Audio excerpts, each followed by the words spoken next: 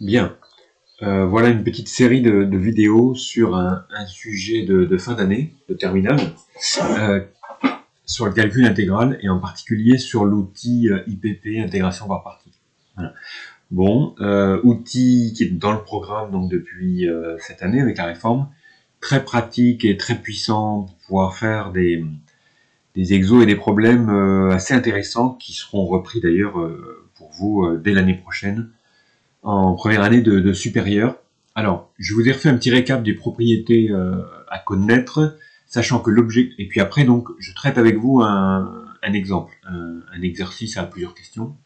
L'objectif est de vous rendre un petit peu plus autonome sur un polycope que j'avais distribué, en tout cas aux élèves de SPEMAT. Il faudra que je le distribue aussi, pour ceux qui sont dans l'option Math Expert et qui sont pas avec moi et que je leur conseille de travailler sur ce thème-là pour gagner un petit peu de temps pour l'année prochaine.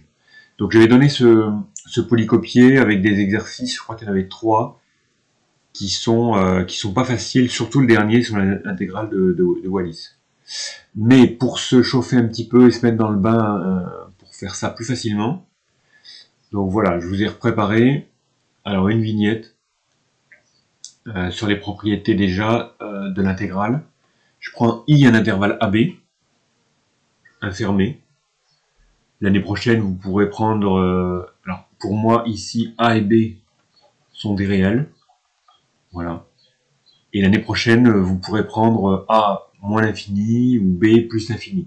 Et vous ferez ce qu'on appelle des intégrales dites généralisées. Mais là, on reste dans le cadre terminal où l'intervalle AB est infermé, 2, 3, 0, 1, comme dans les autres. Donc P1, en terminal, il faut que la fonction soit continue pour que f soit intégrable. Voilà. Donc f continue sur i implique f intégrable.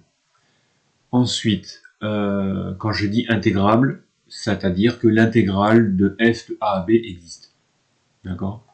Intégrale de a à b. Alors, pour les notations de feignant, là, au lieu de mettre intégrale de a à b, j'ai mis intégrale de i. Sur i, pardon. Okay. Donc l'intégrale de f de a à b, c'est la même chose que l'intégrale de f avec i ici, où i est l'intervalle d'intégration. Voilà, notation de feignant. Donc dire que f est intégrable, hein, ça revient à dire que cette intégrale-là, voilà, elle existe. Et en terminale, voilà, une condition suffisante pour que f soit intégrable, bah, c'est que f soit continue. Bien. P2, f positive, intégrale positive. Donc ça, c'est très pratique. Ensuite, on démontre ça donc assez facilement.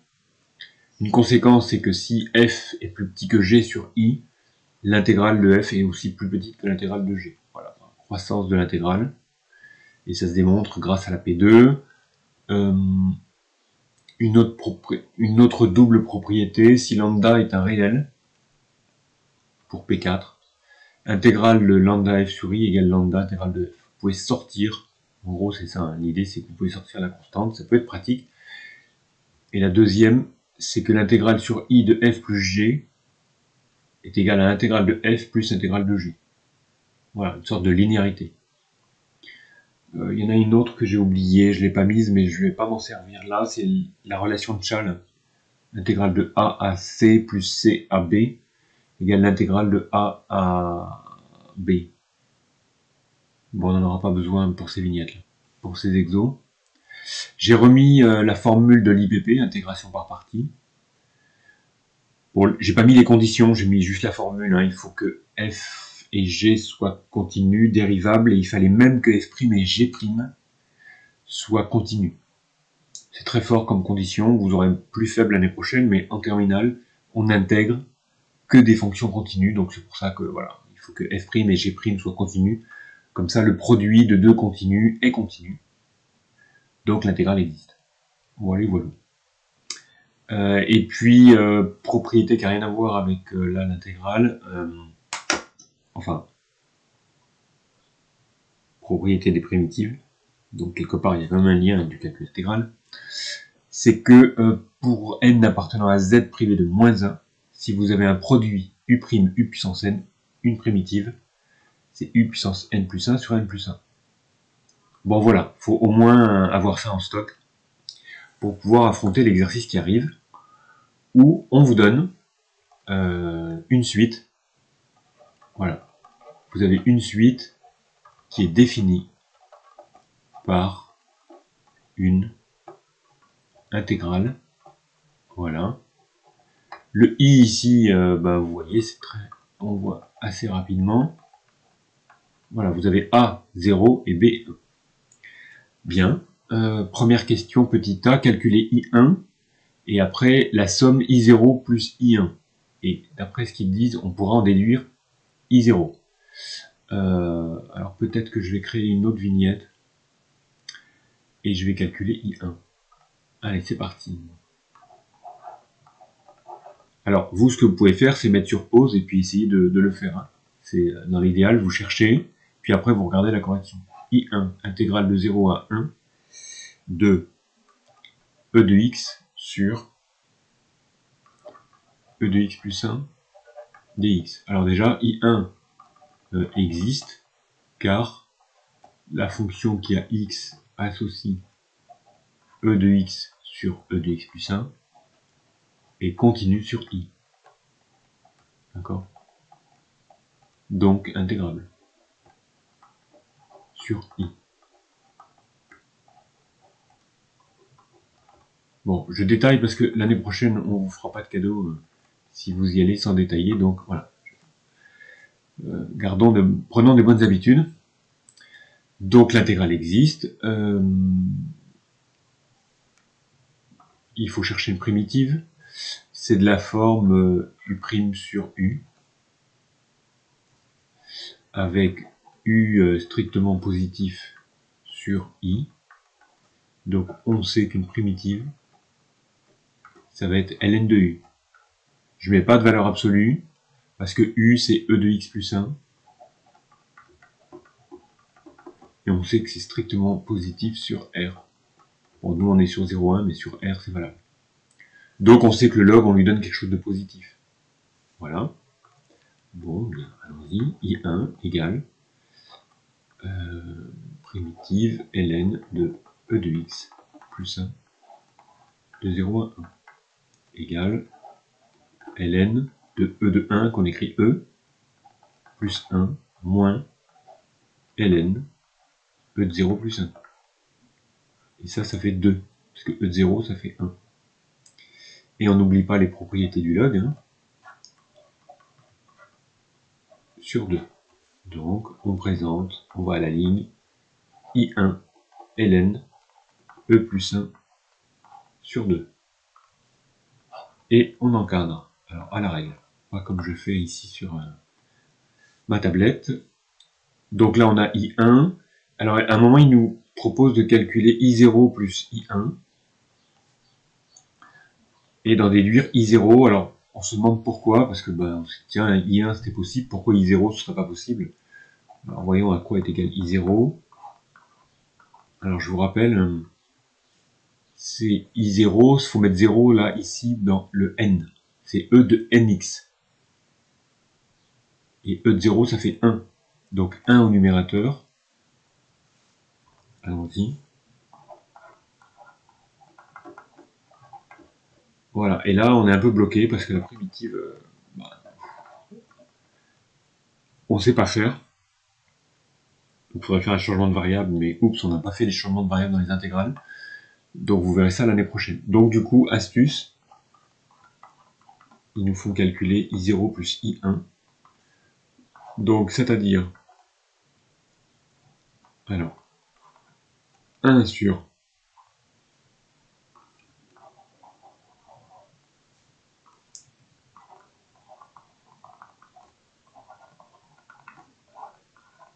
alors même si I1 on l'a, on l'écrit d'après sa définition. Bon, le dx pour l'instant, on n'a pas dit grand chose. Cette année, il m'a manqué un petit peu de temps, surtout avec un des groupes.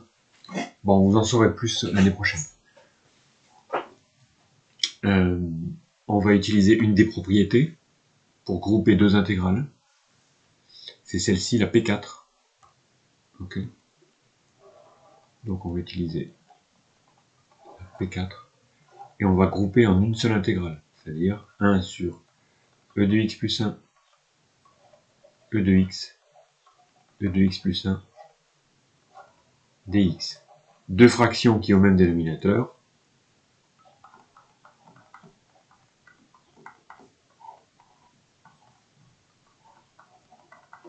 Facile à réécrire. Et aux surprises, on a e de x plus 1 sur e de x plus 1, ça fait 1. Ça se simplifie. Donc voilà, l'astuce, elle est là. Primitif de 1, on devrait s'en sortir. Et donc ça fait 1. Donc, I0 plus I1 égale 1.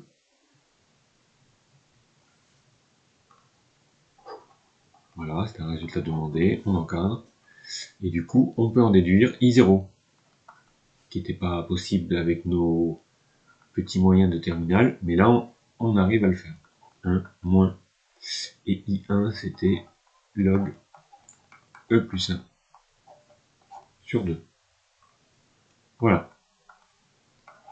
Fin de cette question. Question d'après, on nous demande de calculer IN plus 1. Allons-y.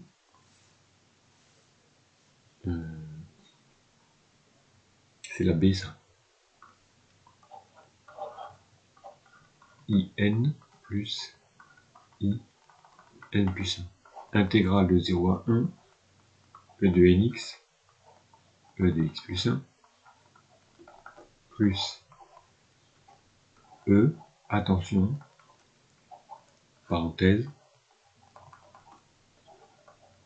voilà, devinez, P4, ça va devenir une seule intégrale, même dénominateur, je gagne du temps, et je vais avoir en haut E de NX, plus, et là, je connais mes propriétés de l'expo, voilà, ça, c'est E de N plus 1x, ça fait NX plus X, mais vous savez que l'expo d'une somme, c'est le produit des expos. Ah, voilà, produit des expos. Ça donne envie de factoriser par E de NX, qui est là et là. Donc allons-y. Vous évitez un signe égal avec rien devant, hein, ça fera des ordres. On met en facteur, comme on a dit, 1 plus E de X. Ah, mais on retrouve quelque chose de connu, toc et toc, dx. Donc ça fait intégrale de 0 à 1, nx dx. Ça, facile la primitive, hein. E de ax, avec a appartenant à R, déjà vu. E de nx sur n. Alors, je vais prendre l'habitude de, peut-être pour la suite, quand j'ai une constante, je la sortirai. C'est-à-dire, la constante qu'elle a, là, 1 sur n, je la sortirai. Parce que ça alourdit mes calculs. in plus 1 égale 1 sur n, facteur 2, primitive en 1, e de n fois 1, moins primitive en 0, e de 0, 1. Voilà. Alors, souvent on écrit... Bon, on aurait pu encadrer hein, ce résultat, mais vous le verrez souvent demandé sous cette formule-là. Juste écrire comme ça. Voilà. Alors là, ici, je pense qu'on va pas s'en servir dans l'énoncé, dans la suite du problème, mais c'est fréquent qu'à un moment, on ait une relation entre IN et IN plus 1, dont on se sert par la suite. Ok, question suivante. La 2. Je vais changer de vignette. 2. A. IN, montrer qu'elle est croissante. Eh bien, méthode de la différence, rencontrée déjà dans le chapitre sur les suites en début d'année. On va faire le signe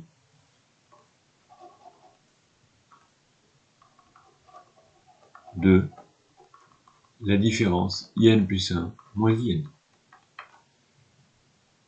Positive, la suite est croissante. Négative, la suite est décroissante. Allez, on y va. E, N plus 1 de X, je détaille.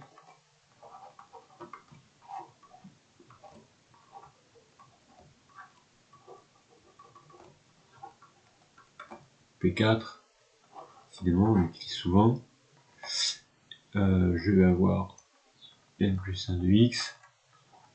Ceux qui veulent factoriser directement, vous pouvez, hein. Ceux qui sont le plus à l'aise. Plus vous gagnez d'étapes, plus vous gagnez de temps, plus vous gagnez de points. Sachant que, attendez-vous, l'année prochaine, vos DS, vous les finirez jamais. On fait la même factorisation que tout à l'heure. Facteur 2, du coup, E de X moins 1. Est-ce que c'est ça? Oui. Bon, alors qu'est-ce qu'on en fait de ça? C'est incalculable, pas de primitif, ça simplifie pas, etc. Et bien, on va regarder le signe qui est dessous. Le signe de E de nx fois E de x, moins 1 sur E de x plus 1. Pourquoi? Parce qu'on a une propriété. J'y reviens. Qu'est-ce qu'on sait? Si une fonction est positive, son intégrale est positive. Alors j'ai la petite sœur que je n'ai pas écrite. Hein. Si f est négatif, négative, l'intégrale aussi. D'où l'idée d'étudier le signe de la fonction dessous. Alors ça c'est très fréquent dans ce type de problème.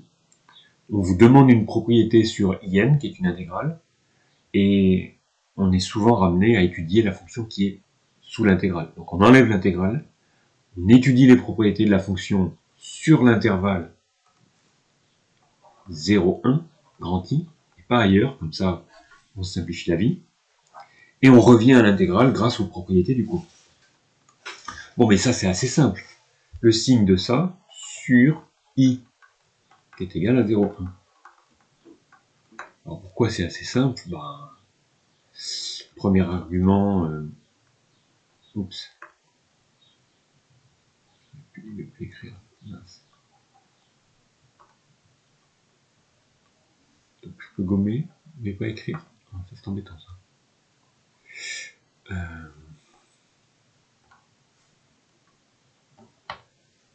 Ah mais j'étais en train d'écrire en blanc.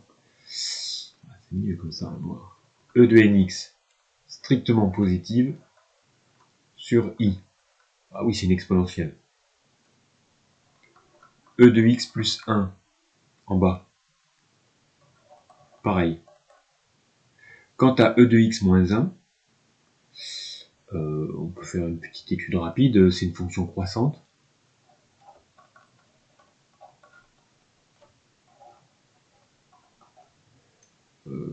G est croissante sur I. L'expo est croissante. Et expo plus une constante, ça va être croissant. Et si vous voulez vraiment plus convaincant, vous dérivez G. G', ça fait E de x. Positive. Dérivée positive. Fonction croissante. Voilà. Donc, vous pouvez dire que G de x, pour tout x appartenant à I, G de x est compris entre G de 0 et G de 1. Puisque G est croissante. Donc son mini, c'est G de 0. Son max, c'est G de 1. Sur I. Ok. G de 0, E de 0, 1. 1 moins 1, 0. C'est gagné. Bon, le maxi, hein, on s'en moque en fait. C'est E moins 1. E, c'est 2,718. Moins 1, 1,718. Donc G est positive. Donc tout ça positif. Conclusion. Ils aiment bien les vecteurs. Conclusion. Alors, je va faire mieux que ça. Conclusion. Alors, ah oui, j'oublie pas les conseils de monsieur Juste Montaigne, les quantificateurs avant. Pour tout x appartenant à i, e de nx fois ce gros machin intéral, hein, strictement positif. Au plus grand ou égal, parce que c'est vrai que le e de x moins 1 peut s'annuler en 0. Parfait. Ainsi, par la positivité de l'intégrale, on dit que intégrale de 0 à 1 de e nx, donc on repasse à l'intégrale. On a travaillé sur la fonction dessous, là. Vous voyez, on a dit ça, on a dit ça, on a dit ça, et on en conclut que la fonction est positive. On repasse à l'intégrale, elle aussi. Mais dire ça, c'est équivalent à dire que in plus 1 moins in, hein, on vient de là, hein,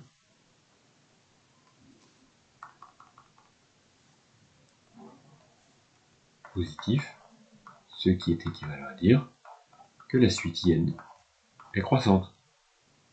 Alors, mettez pas ça, mettez-le en toutes lettres. Voilà. Toc et toc. Bon, ben voilà, une suite bizarre, définie par une intégrale, ben vous savez déjà des choses, hein, et montrer que cette suite-là, là, elle est croissante. Bon, maintenant, on va vouloir vous la faire borner, trouver un encadrement. Et pour ça, bah pareil, vous avez vu, il nous demande de prouver un encadrement. De quoi? De la fonction qui est dessous. Encore une fois, pour avoir un encadrement de in, on va encadrer la fonction qui est dessous, sous le signe somme. On appelle le signe intégral le signe somme. Ça prendra du sens quand vous ferez plus de démonstrations l'année prochaine. Les sommes avec intégrale de Riemann. Vous verrez pourquoi on peut appeler ça un signe somme. Et donc on va travailler dessus. Bon bah allons-y. On peut même peut-être changer de vignette. Allez. On est à la question 2b. Et on travaille sur la fonction. Alors regardez bien ce qu'on vous demande pour voir ce qu'il faut faire. Vous reconnaissez la fonction qui est sous l'intégrale ici. Là. Et de chaque côté, le e de nx, il est là. Il est là. Donc lui, il ne va pas être touché. Ce qui bouge, c'est le bas. Donc en fait, il faut réussir à dire quelque chose sur e de x plus 1. À son inverse. Bien. Donc vous avez une fonction, vous l'appelez g. Voilà, vous découpez la fonction qu'il faut encadrer. Et vous regardez ce que ça fait. Alors ça, ce serait bien de le borner. Donc à borner sur i. Alors, il faudrait voir si elle est décroissante ou croissante. M1. La fonction qui a x associe e de x plus 1, bah, elle est croissante. Et après, on fait l'inverse de ça. F2. Ça, c'est décroissant. Okay. Et F, c'est F2 rond F1. Avec les notations de terminale sur les composés de fonctions. Okay. Donc, on a bien F2 rond F1. Et on sait que la composée de deux fonctions qui n'ont pas la même variation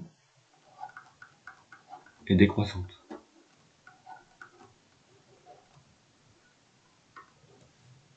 Donc ça, c'est à savoir. Et sinon, la méthode M2, bah, vous dérivez. Dérivable sur R, blablabla. 1 sur U moins U' sur U carré. Voilà. Négatif. G est décroissante. D'accord? Alors j'ai appelé F, mais c'est pas F. C'est G. Donc c'est G. Voilà. Donc votre fonction elle est décroissante. Bah, c'est pratique. Ainsi, pour tout x appartenant à i, vous avez g de x qui est compris entre... Alors, comme elle est décroissante, le plus petit c'est g de 1. Et le plus grand, c'est g de 0. Ok? Et g de 1, c'est 1 sur e de 1 plus 1. Et g de 0, c'est 1 sur e de 0, 1 plus 1, 2. Et là, vous voyez la lumière qui arrive au bout du tunnel. Parce que si vous regardez bien la mission, on retrouve bien 1 sur e plus 1, 1 demi. Donc là, a priori, on est sur le bon chemin. Okay. Vous pouvez multiplier tout le monde par e plus 1, parce que e de nx est strictement positif. Donc e de nx sur... Je vous conseille de ne pas oublier ça. Alors on a des signes larges, ça ira très bien. Et puis, voilà. Je pense que là on a montré la mission. Voilà, c'est fait. Et on nous demande d'en déduire un encadrement. Bah c'est facile. Pourquoi? Bah parce que tout le monde est intégrable là, ici. Donc ça c'est à préciser. Ces trois fonctions sont continues sur i. Je rappelle. Donc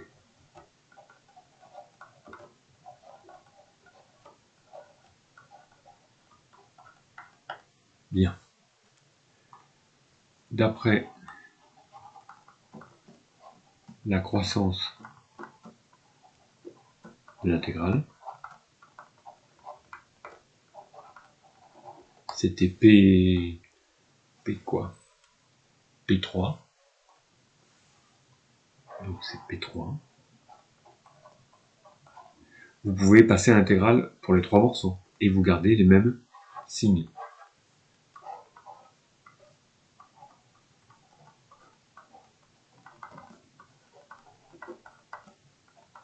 Bon, au milieu c'est IN.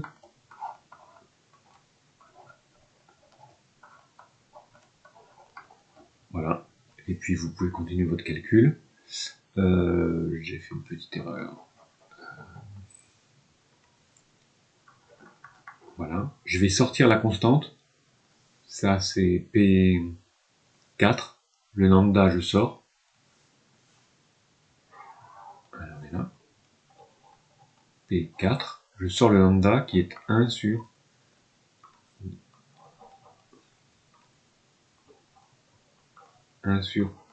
E plus 1. C'est notre lambda.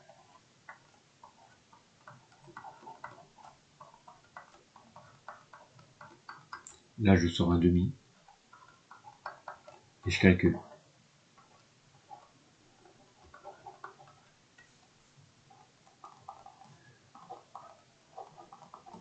Primitive. Alors, je vous avais promis que je sortirais les constantes. Je vais commencer. Primitive de ça, E de nx sur n. Je sors la constante.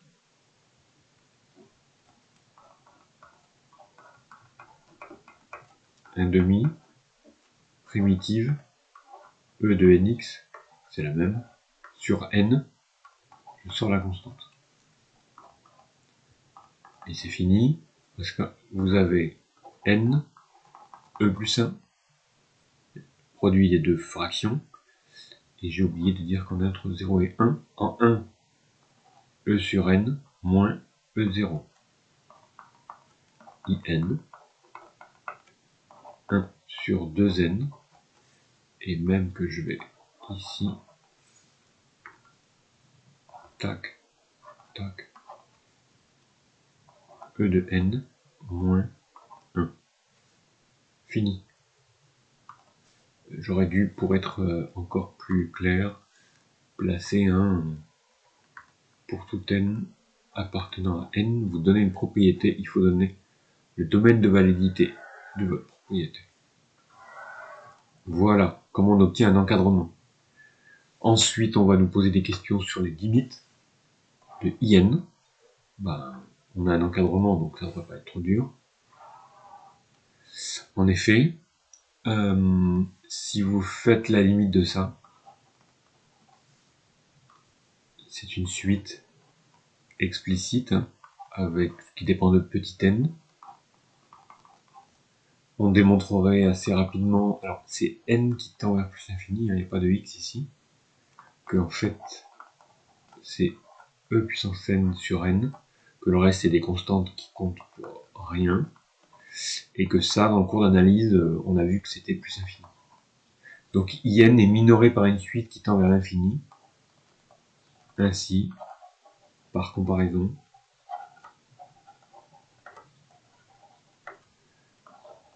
IN ne peut tendre que vers plus infini. Voilà. Bon, ça donne un aperçu. Je vous laisserai conclure pour la suite IN sur E puissance n. Vous reprenez votre encadrement, vous divisez par E puissance n, et vous arriverez à trouver une autre limite de la suite IN sur E puissance n. Voilà. Bon, j'espère que ça commence à se placer. Éventuellement, vous laissez reposer. Le lendemain, vous refaites le problème sans regarder la correction. Et vous êtes prêt pour vous attaquer au vilain fichier PDF avec les 3 problèmes un peu plus conséquents. Mais le premier ressemble quand même pas mal à ce qu'on a fait. Bon, je vous souhaite bon courage et à bientôt pour la suite.